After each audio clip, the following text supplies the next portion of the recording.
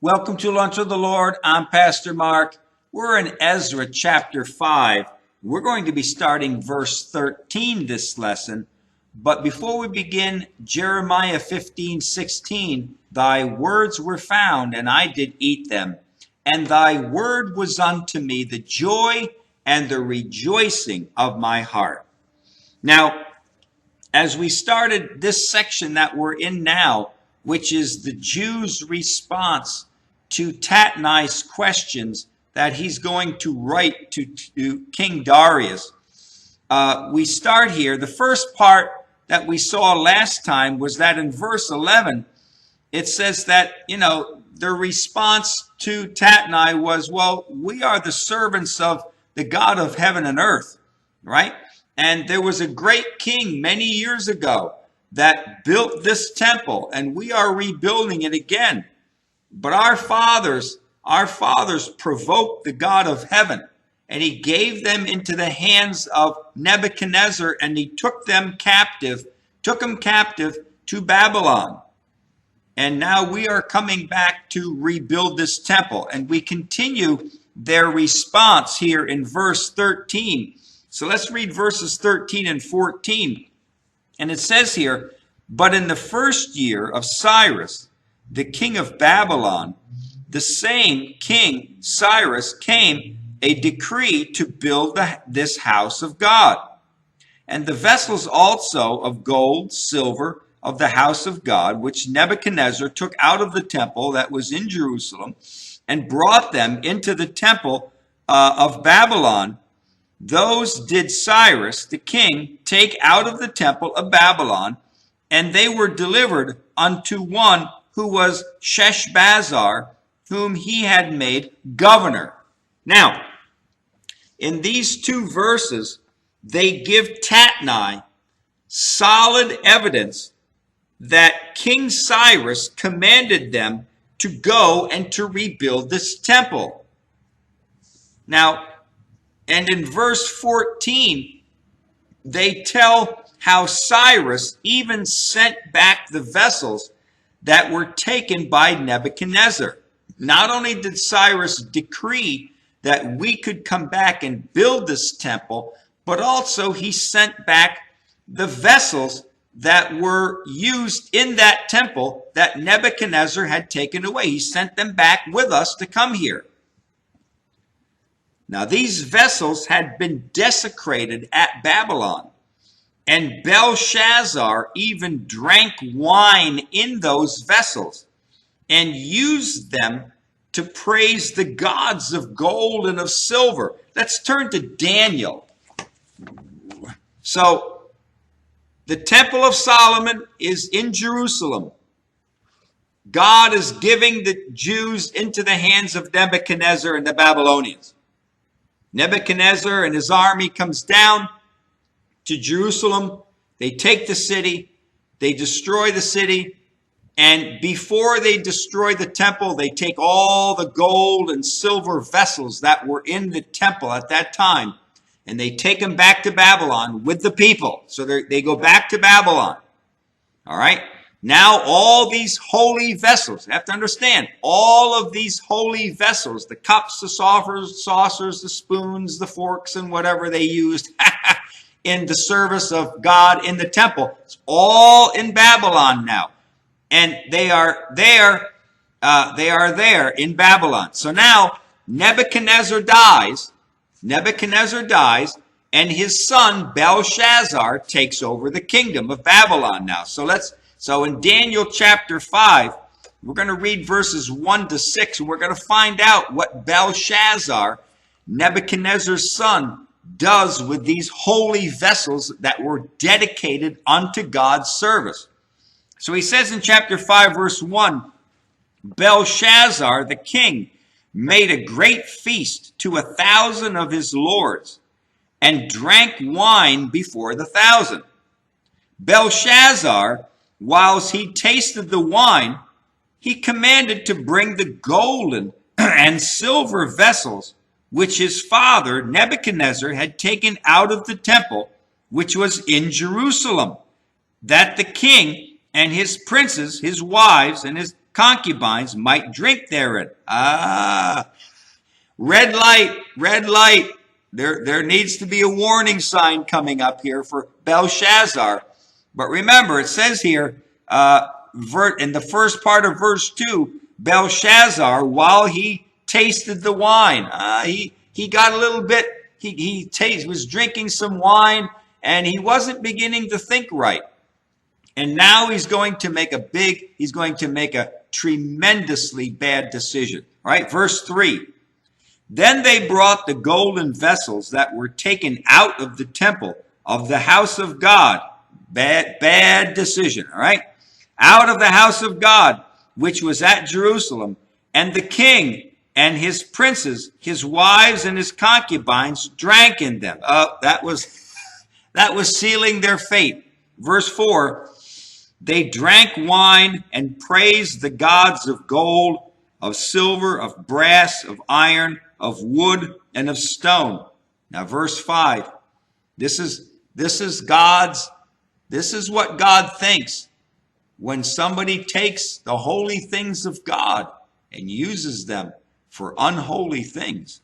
Verse 5, in the same hour came forth fingers of a man's hand and wrote over against the candlestick upon the plaster of the wall of the king's palace.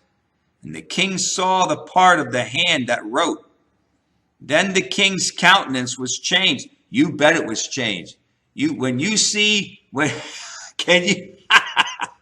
you imagine?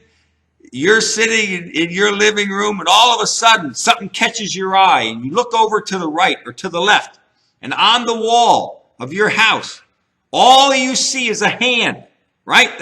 That's all you see is just a hand like this. Just a hand up on the wall, and it's writing, right? It's just writing. There's nothing under the hand, no person, just a hand writing. Whew. You'd sober up real quick, I'll tell you that. Right? Well, this is right. Then the king's countenance was changed, and his thoughts troubled him, so that the joints of his loins were loosened, and his knees smote one against the other. Right? You bet. You bet he was shaken to the core. He's not so drunk anymore right now. He's sobering up real quick when he sees this hand writing on the wall something, right? Listen, Belshazzar took the holy vessels. Understand, these are holy. Holy means set apart. And God had determined that these vessels would be set apart for him and his use only, not for man's use. They are his uses for his use only. And Belshazzar took holy vessels and he used them for unholy purposes. God will not be mocked. He touched the holy things of God. He touched the holy things of God. He shamed the holy vessels that were dedicated unto God. And because of that, his kingdom came to an end. It was like that night, God judged him that night for what he did to those holy vessels. Listen, Christians who turn away from God, they take the holy things of God. What are the holy things of God? The righteousness of God, the justice of God, the truth of God, right? The grace of God, the forgiveness of God, prayer. These are holy things of God. When a Christian turns away from God, right? And they take the holy things of God and they desecrate them and they mock them. This is God has to bring chastisement upon them. God has given to each Christian holy things to be of service in his temple. What is God's temple here on earth today? It's us. 1 Corinthians 6:19 and 20 says, what? Know ye not that your body, what? Your body is the temple of the Holy Spirit, which is in you, which ye have of God, and ye are not your own. You are not your own. Why? For you have been bought with a price. Therefore glorify God in your body and in your spirit, which are God's. They belong to God. Your body and your spirit belongs to God. What? Know ye not that your body is the temple of the Holy Spirit?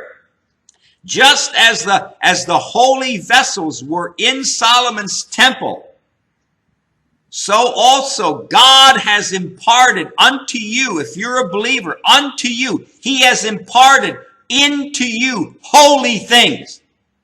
Holy things. The righteousness of God, the grace of God, the mercy of God, prayer, forgiveness, right? Joy from God, peace and patience. He has invested into you holy things. Don't take those holy things and desecrate them and turn your heart away from God and use them in this world.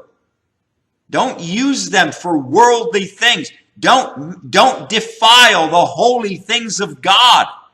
Because if you do, chastisement is coming. And then it says in the last part of verse 14, it says here that after they had brought the holy vessels of God back to Jerusalem from Babylon, it says what? It says, and they were delivered unto one whose name was Sheshbazzar, whom he had made governor. Now, Sheshbazzar, again, is another name for Zerubbabel. Right? Sheshbazzar is Zerubbabel. And Zerubbabel was of the lineage of David. And he not only had the right, you have to understand, Zerubbabel not only had the right to rule in Jerusalem, but Zerubbabel had the legitimate right to be the king in Israel. Zerubbabel was of the lineage of David. And Zerubbabel, if it wasn't for the fact that they were under the control of Persia at this time, Zerubbabel had the right to be the king in Israel. All right? Now, so it says that these holy vessels that were taken to Babylon, and they were there, and now Cyrus gives permission for those holy vessels to come back to Jerusalem. When they come back to Jerusalem, who were they delivered to? They were delivered to Zerubbabel, the king of Israel, the legitimate king of Israel. Listen, when a Christian returns to God, the holy things which God at first gave to them, which they desecrated and used for unholy things. Now, these things need to be given into the hand of the rightful king of their heart, which is who? Jesus Christ. As these vessels were delivered to the legitimate king of Israel, Zerubbabel, so also when a backslidden Christian returns to God, when they return to God, they need to bring these holy things back to God. The righteousness of God, the justice of God, the holiness of God. Bring these things back and give them back into the hands of the rightful king of their temple, Jesus Christ. Give them back to him who is the rightful king of your body.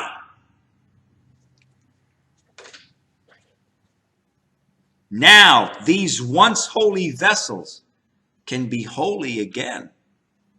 These vessels which were once holy in Solomon's temple and taken to Babylon and used for unholy things, now these vessels can be brought back to Jerusalem, back to their rightful home, back to their rightful place, back to the temple. and used for holy things again. Now, inside that backslidden Christian's heart, the righteousness of God can reign like it should. The holiness of God can reign in their heart. The justice of God, prayer, Bible reading, all these things, the peace of God can reign in their heart just like it should be. Because why? Because they're back into the hands of the rightful king. Now, verse 15. And said unto him, take these vessels, go, carry them into the temple that is in Jerusalem, and let the house of God be builded in his place. So it says here, take these vessels,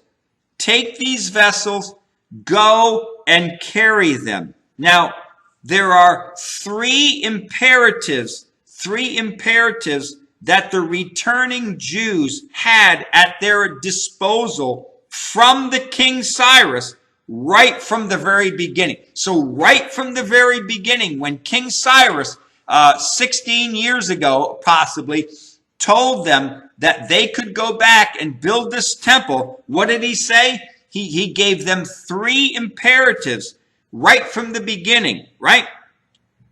Because they didn't draw on these three imperatives, when the enemy came, they stopped the work for about 15 years. What were they told? What are these three imperatives? Go, right? Go, take, go, and carry. Take, go, and carry them, right?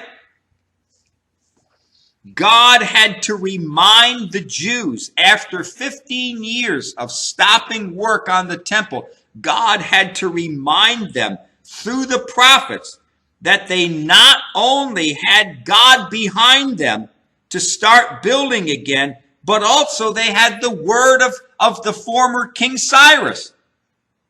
Cyrus wrote,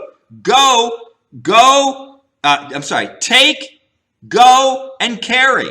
Do this. You have my authority. And we also have God's authority too.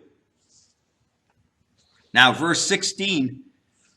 Then came the same Sheshbazzar and laid the foundation of the house of God, which is in Jerusalem. And since that time, even until now, has it been in building. And yet it is not finished, right? Now it says here, since that time, even until now.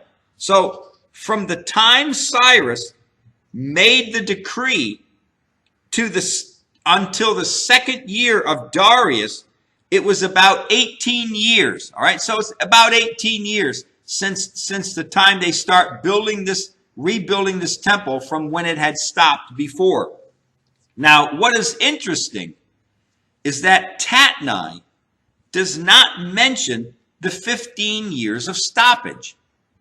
Now, there are three possibilities as to the reason why Tatnais doesn't mention these 15 years of stopping building the temple. Now, the first one is this.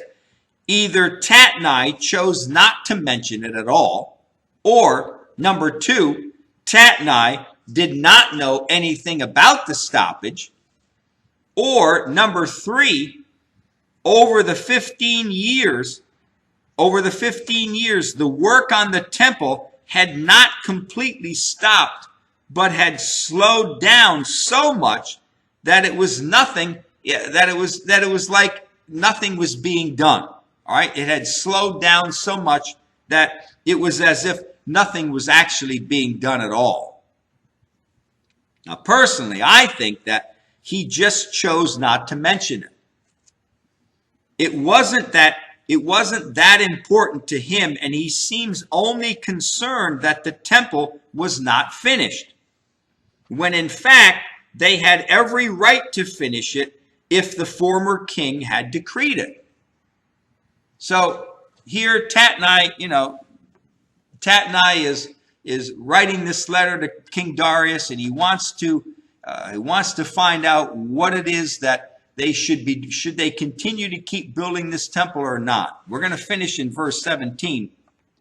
Now, therefore, if it seem good to the king, let there be search made in the king's treasure house, that is, which is there at Babylon, whether it be so that a decree was made by Cyrus the king to build this house of God at Jerusalem, and let the king send his pleasure to us concerning this matter. So again, as I said last lesson or lesson before, Tatnais has the right to stop the Jews from building until he gets his response from Darius, but he doesn't do that because Tatnais isn't an angry enemy over the Jews. He's a governor. He's a governor that's coming and he's inquiring as to why are they building this temple. And that's all that it is. All right. Now, verse 17, it seems that Tatnais isn't sure if a decree has ever actually existed. Now, it is hard to believe that Tatnais would not know anything about the decree. He may have recently been promoted to his position of governor, but he should have some knowledge of the activity of the Jews hiring people from Tyre and Sidon to provide materials for the temple. It was only 15 years ago. If you go back to Ezra chapter 3 and verse 7, when the Jews came back from Babylon, they hired people from Tyre and Sidon to help provide material to build the temple. And it seems like with all of this activity going on between the Jews and the people of Tyre and Sidon to build this temple, it would seem difficult that Tatnais would not know anything about this activity going on in Jerusalem, the building from 15 years ago, 16 years ago. Unless unless Tatnais had been promoted to his governorship recently and didn't know anything about it. Every politician should have some knowledge of the history of the area that they will be ruling over, right? So here Tatnais, he writes this, he says, verse 17, now therefore, if it seem good to the king, let their search be made in the king's treasure house, which is at Babylon, whether it be so that a decree was made by King Cyrus to build this house. He doesn't even know if there's a decree was even made. And it was only about, like I said, 16, 17, 18 years ago. So how is it possible that he doesn't know about this decree? But anyways, we'll get into that in chapter 6, next lesson, all right? Until then, walk with the Lord. I know he walks with you.